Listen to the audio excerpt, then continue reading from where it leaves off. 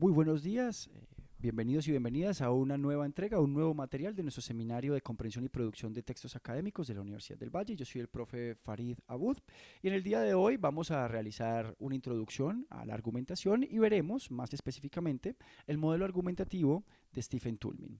La exposición de hoy va a tener el siguiente itinerario. Vamos a empezar hablando sobre los orígenes de la reflexión sobre la retórica y la argumentación. Básicamente realizaremos un breve contexto sobre cómo surge la reflexión sobre la retórica y la argumentación en la antigua Grecia y hablaremos muy rápidamente sobre el grupo de personas que digamos, fueron los protagonistas de aquella reflexión, en este caso los llamados sofistas.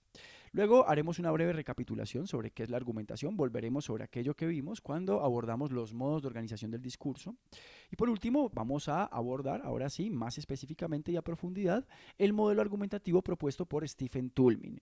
En primer lugar veremos algunos datos biográficos sobre Toulmin, en segundo lugar conversaremos sobre la problemática que motiva a Toulmin, abordaremos las definiciones sobre la argumentación que ofrece este autor, veremos cuál es el objetivo concreto suyo y por último ya entraremos a estudiar específicamente su modelo de la secuencia argumentativa. Veremos cómo a partir de las herramientas que propone Toulmin podemos comprender el funcionamiento interno de un argumento. Pero antes de todo, y como siempre, vamos a empezar mencionando los textos que han servido de referencia para la construcción de este material. En primer lugar tenemos, por supuesto, el texto de lectura obligatoria que teníamos programado para la sesión de hoy. En este caso es el texto titulado El modelo argumentativo de Stephen Toulmin, de Roberto Marafiotti, el cual se encuentra incluido en su libro Los patrones de la argumentación en los clásicos y en el siglo XX. En segundo lugar, tenemos el libro The Uses of Argument, de Toulmin, y el libro An Introduction to Reasoning, que escribió Toulmin junto a Rieck y Jenick. Estos últimos dos libros los he dejado completos en formato PDF en la carpeta de textos complementarios y de consulta general, disponible en la unidad de Google Drive de nuestra asignatura. Bien, empecemos entonces con una reflexión sobre los orígenes de los estudios en torno a la retórica y la argumentación. Por supuesto, este contexto no podría ser otro que el de la Grecia antigua, el origen de la sociedad occidental. Hay dos elementos fundamentales, digamos, que hay que considerar propios de la cultura griega a la hora de pensar en el surgimiento de la reflexión sobre la argumentación y la retórica. Y esos, en primer lugar, el hecho de que la mitología griega fuera una mitología humanada. Yo sé que esto se los han repetido en muchas ocasiones, pero imaginen la diferencia entre la sociedad griega y nuestra propia sociedad hoy. Los dioses griegos no solo eran dioses que tenían pasiones, que sentían, experimentaban sentimientos, sino también dioses que cometían errores y que muy frecuentemente tenían diferencias de opinión entre sí. Por otra parte, y unido a lo anterior, la cultura griega era una cultura en la cual no habían textos sagrados. Y esto es muy importante porque aquello llevó a que la sociedad griega fuera una sociedad en la cual se arraiga la idea de que el conocimiento y con ello la verdad es siempre algo contextual y por tanto algo sujeto a debate y a interpretación. Bueno, más particularmente entre los siglos VI y V antes de Cristo tiene lugar en Grecia y particularmente en la ciudad de Atenas, aunque no únicamente, el desarrollo de la democracia. Bien, y esta se va a extender hasta el 322 antes de Cristo. Esto implica, digamos, la aparición de un escenario de transmutación del pensamiento y de las instituciones. Más particularmente, la democracia ahora requería que las decisiones se tomaran como el resultado de argumentaciones, de la discusión, de la sustentación de las ideas y no a través de decisiones impuestas por un puñado de privilegiados porque estaban legitimados por la mitología o algo parecido. Es en ese marco en el que aparecen los sofistas. Ellos, como les dije antes, van a ser los primeros pensadores que van a abordar la cuestión de cómo sustentar una idea y qué tipo de técnicas, de movimientos o de estrategias puede utilizar para tratar de ganar la adhesión. Bueno, ¿quiénes son los sofistas? Los sofistas eran principalmente una serie de extranjeros en su mayoría, que llegan a las ciudades griegas, fundamentalmente Atenas, atraídos por este ambiente de libre pensamiento. En muchos casos eran personas que huían de dictaduras en otras ciudades, en otros países. Los sofistas se interesaban principalmente por las cuestiones humanas, a diferencia de otros sabios que se interesaban más por la mitología. A ellos les llamaba la atención la realidad social y desde esa perspectiva les llamaban la atención las decisiones políticas. Por eso ellos mostraron un marcado interés por el lenguaje, en tanto es el lenguaje el que les va a permitir acceder a la forma como se toman las decisiones políticas en el contexto de la democracia. Asimismo, ellos tenían la ambición de educar a los ciudadanos y a las ciudadanas, tanto en el saber general como en las técnicas de la retórica, en la medida en que éstas les iban a brindar a los ciudadanos a los ciudadanos y a las ciudadanas. Recordemos, yo digo los ciudadanos y las ciudadanas para incluir a la mujer, además porque muchos sofistas consideraban a la mujer en el mismo nivel que a los varones, pero la democracia griega no era tampoco una democracia de ángeles, era una democracia desigual, en la que solo participaban los que tenían propiedades, los que habían nacido en la ciudad, y varones. La democracia griega, la democracia ateniense en particular, excluía a las mujeres, a los extranjeros, a los esclavos y a los que no tenían propiedades. Bueno, los sofistas también fueron, podemos hablar de ellos como los primeros intelectuales de profesión. Ellos eran hombres que no venían, no hacían parte de la aristocracia griega, de la aristocracia de las ciudades-estado griegas, y en cambio vivían del hecho de impartir clases, de repartir conocimientos, de transmitir conocimientos. Eso nos parece natural a nosotros ahora, pero generó mucho debate en su época. A otros autores contemporáneos a los sofistas, entre ellos Sócrates, los criticaban por eso. De hecho, la palabra sofista traduce algo así como prestidigitador. Eh, es un mote que les atribuye precisamente Sócrates. Bueno, pero entonces, ¿qué es la argumentación? Recordemos que la argumentación viene a ser uno de los grandes modos de organización del discurso, junto a la narración, la descripción, la explicación, la exposición y el diálogo. La función de la estructura argumentativa es la de sustentar una idea. Así que siempre que usted se encuentre a sí mismo sustentando una idea, justificando una idea, o correlativamente rompiendo el sustento de una idea planteada por otro, es decir, refutando esa idea, usted está argumentando. Como ya habíamos dicho en nuestra clase pasada, a partir de ahí, dicho esto, distintos autores van a proponer distintos énfasis en la comprensión sobre la argumentación, de manera que unos la van a ver como más orientada a convencer y persuadir, otros la van a ver como más orientada a justificar y otros más la van a ver como más orientada a ganar la adhesión del auditorio, que no es lo mismo. Luego tendremos la oportunidad de hablar al respecto. Bueno, hablemos ahora más específicamente sobre el modelo argumentativo de Toulmin. Bueno, el modelo argumentativo de Toulmin viene a ser, digamos, una de las principales herramientas que existen en el mundo contemporáneo a la hora de comprender la argumentación. Pero ¿quién fue Toulmin? Bueno, Stephen Toulmin fue un filósofo del lenguaje inglés, él se formó en Cambridge y en Oxford.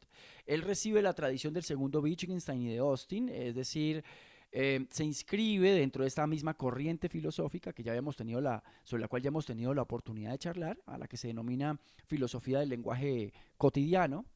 Y se va a interesar particularmente por cómo se utilizan los argumentos en relación con la ética.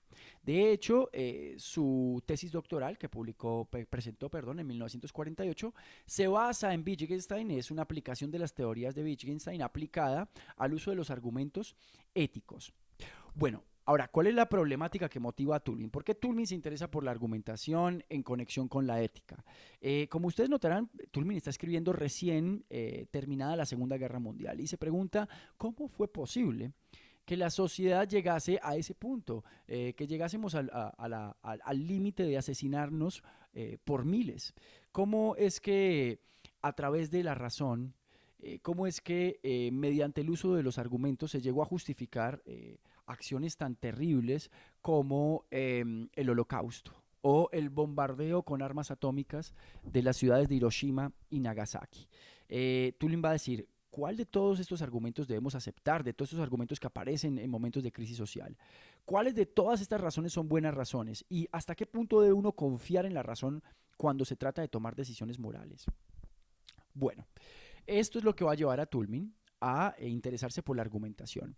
Ahora, como les dije antes, distintos autores tienen distintas definiciones, distintos énfasis sobre la argumentación. ¿Qué dice Toulmin sobre la argumentación? ¿Cómo comprende la argumentación? En su obra The Uses of Argument, los usos de la argumentación, dice, intentaremos caracterizar lo que puede llamarse el proceso racional, los procedimientos y categorías mediante cuyo uso puede argumentarse a favor de algo y establecerse pretensiones en general. Como ustedes notan, entonces lo que interesa a Toulmin no es cómo se convence, no es qué tipo de técnicas se utilizan para llamar la atención del otro, Lo que le interesa a Toulmin es el proceso racional, lo que podemos definir en términos de la manera como se construye internamente el argumento. En el mismo sentido, va a decir Toulmin junto a Riek y Jenick en An Introduction to Reasoning. Argumentar implica plantear pretensiones, someterlas a debate, producir razones para respaldarlas, criticar esas razones y refutar esas críticas. ¿Ven? Ustedes van a notar que para Toulmin entonces la argumentación es algo así como un procedimiento, es algo procedimental. De hecho, la razón misma para Toulmin va a ser algo procedimental. Bueno, ¿cuál viene a ser el objetivo específico de la obra de Toulmin, en particular en lo que respecta a la argumentación? Va a ser establecer cómo decidir el valor de los argumentos.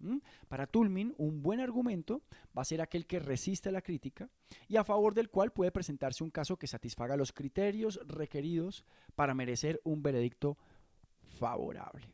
Si ustedes lo notan aquí, podemos decir que la argumentación para Toulmin es ante todo algo justificativo, o más bien, que él se centra, él hace énfasis en la dimensión justificativa de la argumentación. Ahora, entonces, ¿qué entiende Toulmin por razón? Pues para él la razón es algo fundamentalmente procedural, ¿bien? Digamos que él viene a identificarla con el conjunto de pasos a través de los cuales un locutor aporta justificación para una aserción. Y en ese sentido, ¿qué viene a ser la verdad para Toulmin? Bueno, para Toulmin la verdad no va a ser algo ni objetivo ni universal, sino que la verdad de una aserción en particular dependerá de la racionalidad del discurso, de cómo esta aserción se inserta y se plantea coherentemente dentro de un discurso determinado. Bueno, entremos ahora a ver en qué consiste el modelo propiamente dicho de argumentación. Toulmin va a proponer un modelo secuencial. La argumentación para Toulmin es algo procedural, es una secuencia, es una conexión de distintos paquetes proposicionales. Todo argumento, dice Toulmin, tiene tres elementos esenciales. Hay tres elementos básicos sin los cuales no se puede formar un argumento. Al primero le va a denominar datos. ¿Bien? ¿Qué son los datos? Los datos son aserciones que van a operar como el sustento inicial del argumento. Por lo general son planteadas como hechos sobre cuya veracidad existiría algún consenso con el auditorio. Es lo que podríamos decir el punto de partida del argumento. Tenemos también la conclusión. La conclusión viene a ser el punto de vista que uno defiende mediante su argumento. Es lo que también llamamos la tesis. ¿Bien? Y en medio de los datos y de la conclusión tenemos la garantía, que es también llamada premisa mayor o ley de tránsito, regla de inferencia o ley de paso. Básicamente esta viene a ser una proposición de carácter general que hace posible ese tránsito inferencial entre los datos y la conclusión. Bueno, yo sé que eso suena muy raro, así que veámoslo con un ejemplo. Digamos que tenemos el siguiente argumento. Dado que Harry nació en Bermuda y considerando que normalmente los nacidos en Bermuda son ciudadanos británicos, entonces Harry es ciudadano británico. Bueno, ¿cómo podemos abstraer este argumento? ¿Cómo podemos recomponer la secuencia de este argumento? Bueno, los datos, como le dije, son el punto de partida. Son aquello que se presenta como si fuese un hecho. En este caso, dado que Harry nació en Bermuda. ¿Cuál es la conclusión? Bueno, es el punto de vista que se está defendiendo. En este caso, la idea de que Harry es ciudadano británico.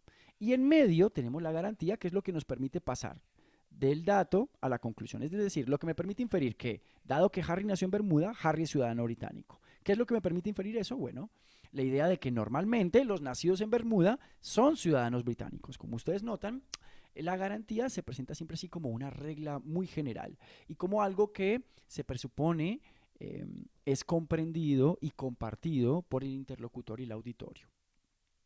Bueno, pero en la vida real ustedes se van a encontrar con que no siempre los argumentos se nos presentan así, sino que en la vida real suele ocurrir que, cuando hablo de la vida real, hablo de la argumentación en la vida cotidiana, en el mundo cotidiano. Normalmente una o varias de las premisas, es decir, uno o varios de los tramos del razonamiento, uno o varios de los elementos en la secuencia argumentativa quedan implícitos, es decir, no son dichos, pero son considerados en el argumento. No están en la superficie de la información formalmente transmitida, pero es necesario considerarlos para que todo el argumento tenga sentido. Pensemos, por ejemplo, este argumento se nos puede presentar así, el mismo argumento que vimos antes. Dado que Harry nació en Bermuda, entonces es ciudadano británico. Fíjense, aquí no aparece literalmente, explícitamente la garantía, Pero para usted poder decir, dado que Harry nació en Bermuda, entonces es ciudadano británico, usted está presuponiendo implícitamente que normalmente los nacidos en Bermuda son ciudadanos británicos. ¿Mm? Bueno, esto es lo que llamamos un entimema. Cuando un argumento se nos presenta de manera tal que una o varias de sus premisas, es decir, uno o varios de sus componentes, están implícitos, entonces decimos que es un entimema o decimos que estamos ante una argumentación entimemática. Bueno, entonces hasta aquí hemos visto los tres elementos básicos del argumento: datos, conclusión y garantía. Dijimos que alguno de esos elementos puede estar implícito, por lo general es la garantía. Ahora, un argumento completo puede tener más elementos. El primero de ellos es lo que llamamos apoyo o soporte. ¿Qué viene a ser? Bueno, nosotros podemos mencionar elementos que le den soporte, que le den sustento a la garantía. Un argumento completo también puede incluir condiciones de excepción o de refutación, es decir, puede mencionar las excepciones al argumento o las posibles refutaciones que se puedan esgrimir a este argumento. Por último, un argumento completo también puede o debe tener lo que llamamos un cualificador modal. Un cualificador modal es una palabra o un pequeño conjunto de palabras que nos indican el nivel de fuerza que se atribuye a la conclusión. Por lo general son adverbios modalizadores, palabras del tipo seguramente, probablemente, lógicamente. Piensen que no es lo mismo decir seguramente o lógicamente que probablemente. Si ustedes notan, cada una de estas palabras le otorga un nivel de fuerza distinto a la conclusión. La presentan como más o menos segura. La puede presentar también como necesaria, necesariamente. La pueden presentar también como algo obligatorio, obligatoriamente. Bien, entonces en virtud de las características de los datos y de la garantía, vamos a tener un cierto cualificador modal que nos indica el nivel de fuerza atribuido a la tesis o conclusión. En nuestro ejemplo anterior, la argumentación completa podría presentarse de la siguiente manera. Dado que Harry nació en Bermuda y considerando que normalmente los nacidos en Bermuda son ciudadanos británicos, pues así lo dicen las leyes y la Constitución, entonces, a menos que su padre y su madre sean extranjeros o haya renunciado a su ciudadanía, seguramente Harry es ciudadano británico. ¿Ven? Esto es lo que decimos un argumento completo. Ahora, este es el modelo de Toulmin, así es como lo plantea Toulmin en su obra de 1958. Sin embargo, hay un autor posterior, se llama Christian Plantin, nos ha propuesto observar el esquema con un elemento adicional, o él ha propuesto tener en cuenta en la argumentación un elemento adicional, así que yo lo incluyo aquí en la secuencia. Y lo que él llama la cuestión argumentativa. Dice Christian Plantin que todo argumento deriva de una pregunta. La argumentación, dice Christian Plantin, surge cuando hay una suspensión del asentimiento, cuando se ha planteado una pregunta que admite más de una respuesta y que nos obliga a sustentar una posición y o a refutar una posición planteada por otro u otra. Entonces, la cuestión argumentativa en este caso sería: ¿es Harry ciudadano británico? Y bueno, ahí sigue toda la argumentación. Para reconstruir un argumento yo les recomiendo mucho tener presente la cuestión argumentativa, la pregunta, que puede estar implícita o explícita, y ella les va a ayudar mucho a reconstruir el argumento en su conjunto. Bueno, chicos y chicas, espero esto les haya interesado. Va a ser materia de trabajo durante varias sesiones. No sé si ustedes lo notan, para mí esto es como ver el código de la Matrix. De repente notamos cómo se producen las razones, cómo justificamos nuestras posiciones. Comenzamos a entender cada uno de los componentes en un argumento. A mí, por ejemplo, me pasó que no volví a leer ni a escuchar, en general a abordar una discusión, una justificación igual después de que conocí este modelo. Este modelo es como nos brinda una ventana para comprender mucho más profundamente cómo se argumenta y por tanto nos da una ventana para leer mucho mejor y escribir mucho mejor. Espero que este material haya sido de su interés, espero que les sea también de utilidad y que lo hayan disfrutado tanto como lo he disfrutado yo. Que tengan un feliz día. Hasta luego.